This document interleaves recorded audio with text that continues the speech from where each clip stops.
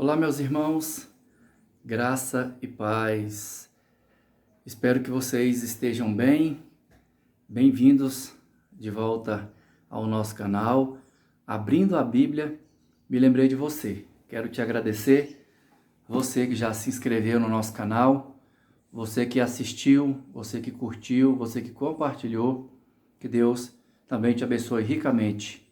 Ok? Então vamos dar início a mais um estudo, a mais um compartilhamento da palavra sobre um assunto que todos nós somos pegos ou somos falhos ou temos algum tipo de ansiedade com relação a esse assunto. E esse assunto então é o tempo, ok? Então roda a vinheta.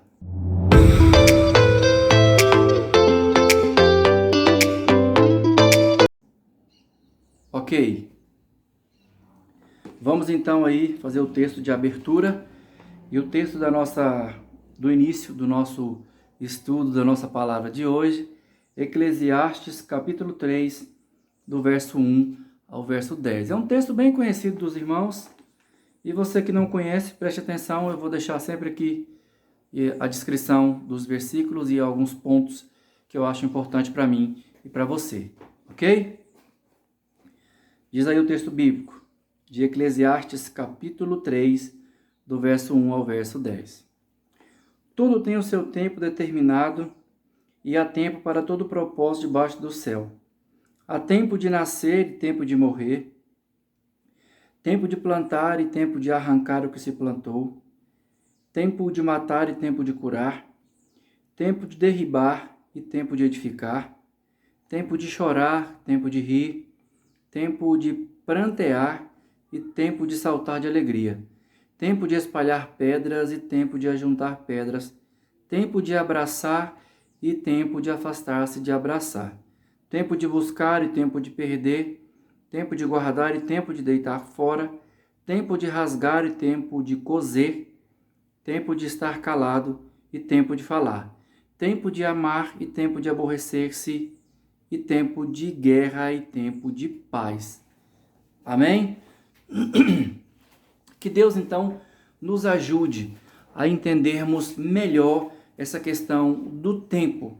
Qual é o tempo determinado para cada um de nós? Todos nós usufruímos do mesmo tempo, relógio, das horas, mas o tempo de Deus e o nosso tempo são dois tempos diferentes, ok?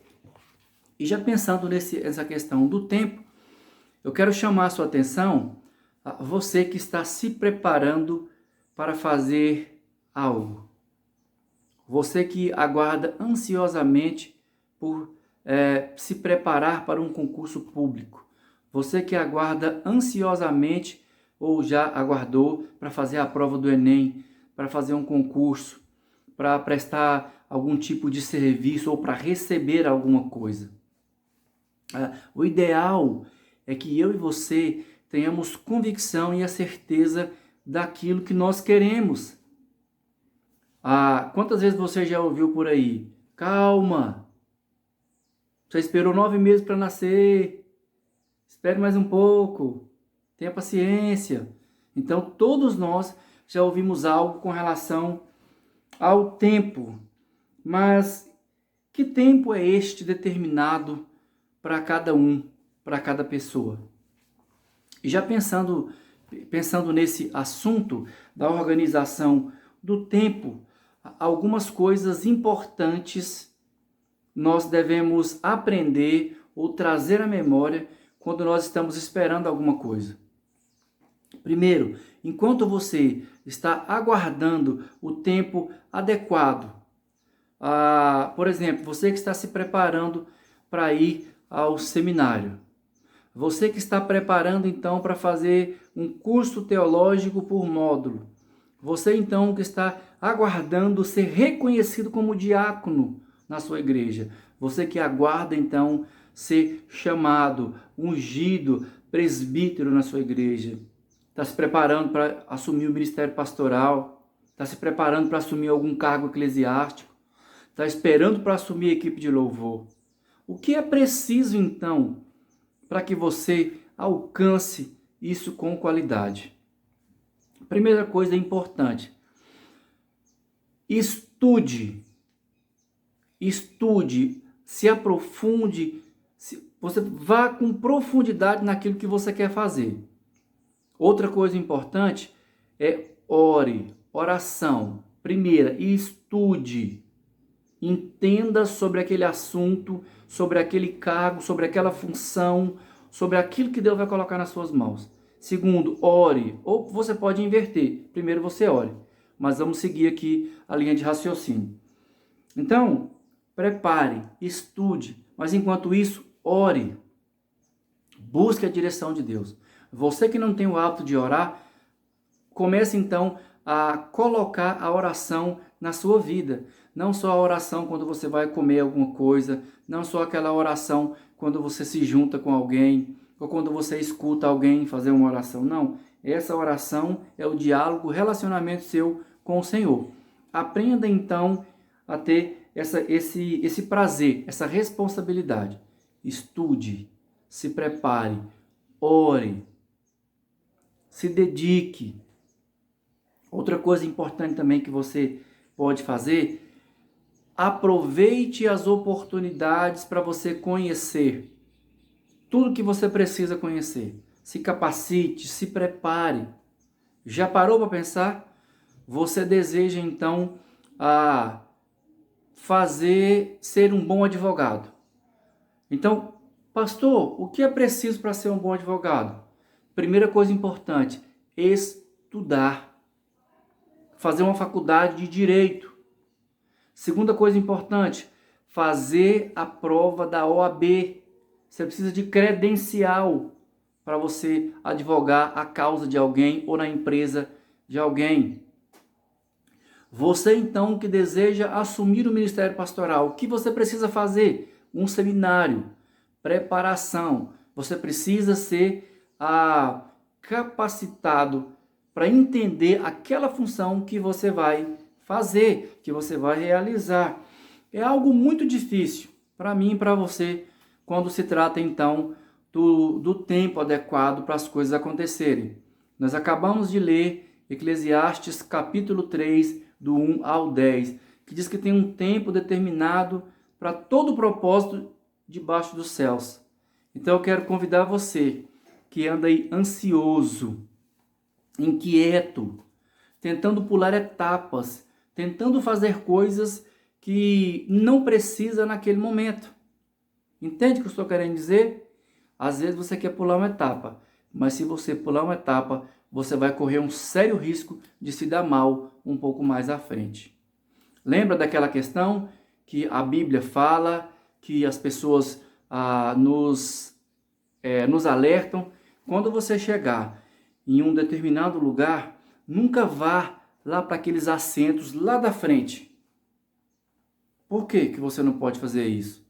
Porque se chegar alguém mais importante do que você, você vai ser convidado a se retirar daquele lugar. Visão, entendimento, compreensão. Então, o que você precisa saber? Coloque-se em um lugar que de repente alguém possa te convidar. Vê aquele irmão lá, olha, convida aquela pessoa para cá, chama ela para cá para estar conosco. É melhor você ser convidado para entrar, para fazer parte, do que você ser convidado para se retirar, deixar de pertencer àquele lugar. Então, com Deus é assim, na sua vida secular também é assim, onde quer que você vá, tem um tempo determinado. E outra coisa importante, tem sempre alguém que tem autoridade e está acima de você. E voltando aqui então, eu quero trazer para você, para nós aqui agora, alguns personagens bíblicos que receberam uma missão de Deus, mas na hora que eles receberam, ela não aconteceu. Observa então, depois eu deixo aqui os textos, tá ok? Eu vou deixar aqui na descrição do vídeo os textos. Primeiro que eu quero falar é José. José, ele teve um sonho lá dos feixes, dos outros feixes que do pai e dos irmãos se curvavam diante do feixe que ele carregava, e os irmãos então zombaram dele, e depois os irmãos ficaram com inveja dele, depois os irmãos venderam-o como escravo, mentiu para o pai que ele havia sido morto, passou lá o sangue de um animal nas vestes, então ele foi vendido como escravo.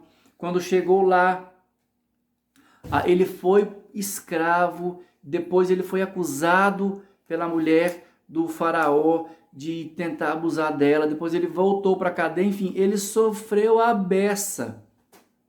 Mas dos 17 aos 30 anos, ele esperou no Senhor. Aí quando tudo foi determinado pelo tempo de Deus, lá provavelmente com uns 30, mais ou menos 30 anos de idade, José deixou de ser escravo e se tornou, sabe o quê? Governador do Egito. Abaixo de Faraó, era ele quem dava as ordens, era ele quem decidia. Um escravo que entendeu a importância de esperar o tempo certo.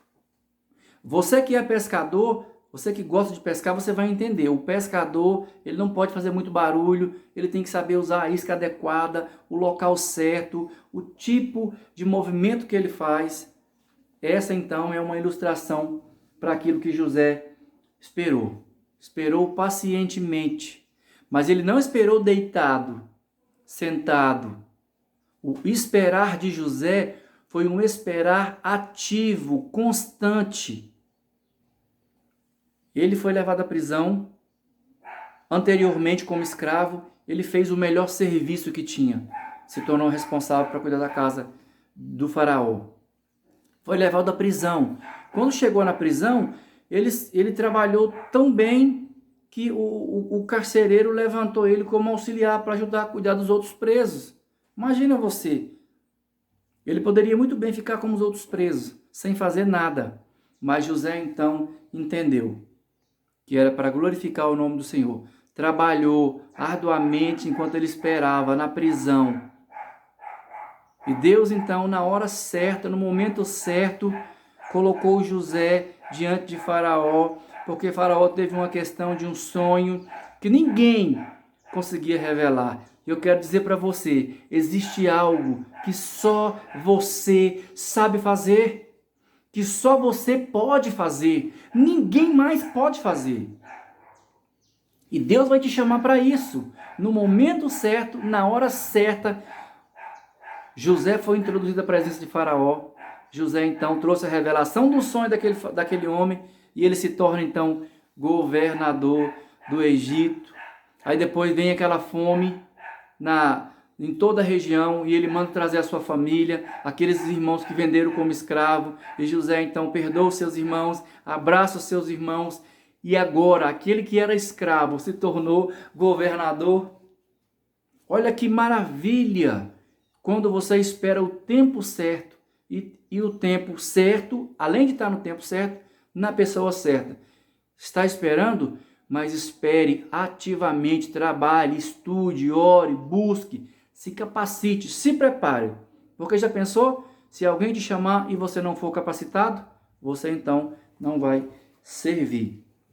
E o segundo personagem que eu quero compartilhar com você é Davi. 1 Samuel capítulo 16, Davi está lá no campo em cima, cuidando das ovelhas do pai, mas ele já tinha matado um leão, ele já tinha matado um urso, e o profeta Samuel chegou para ungir, e o pai trouxe todos os filhos, ou melhor, quase todos os filhos, né? Aí o profeta falou, não é esse. Deus falou, não é esse. Aí trouxe Davi. Davi foi ungido rei sobre Israel, mas Saul ainda era rei. Ele poderia muito bem ter enchido seu coração de orgulho e soberba, como eu e você, quando nos dão autoridade, quando nos dão poder. Nós queremos fazer esse tipo de coisa. Só que Davi esperou também pacientemente no Senhor. Ele foi lutar na guerra, lutou contra o gigante, encontrou Golias, depois encontrou com outros gigantes ali, foi perseguido pelo rei Saul, ele ficou fugitivo, errante, mas depois de um tempo, outra coisa importante, Davi, ele teve a oportunidade de matar Saul por várias vezes. Quantas vezes você teve a oportunidade de tirar um adversário do seu caminho e você fez? Quantas vezes você desejou tirar esse adversário do seu caminho para você chegar lá onde você queria? Ou para você assumir o lugar dele? Eu sou melhor do que ele. Eu falo melhor do que ele.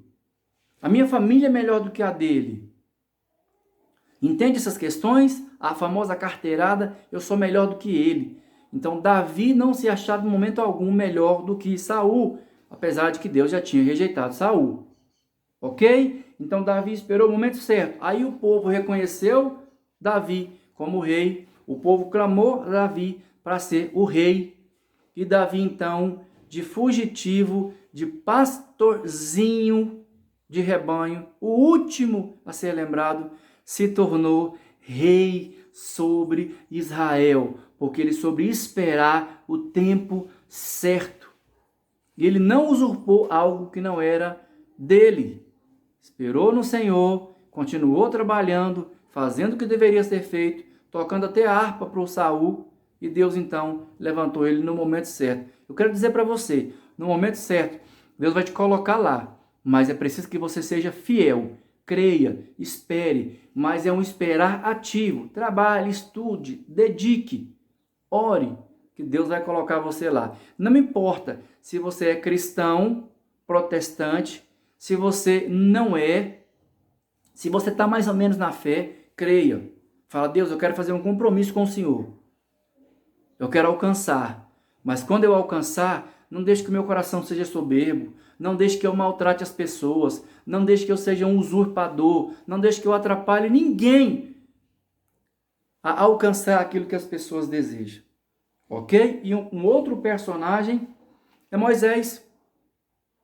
Moisés já nasceu numa época, querido irmão, querida irmã, que eu vou chamar de hardcore.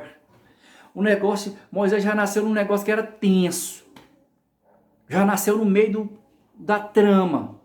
Primeiro que o faraó colocou um decreto e falou assim, olha, se nascer o bebê e for menino, falou para as duas parteiras, vocês podem,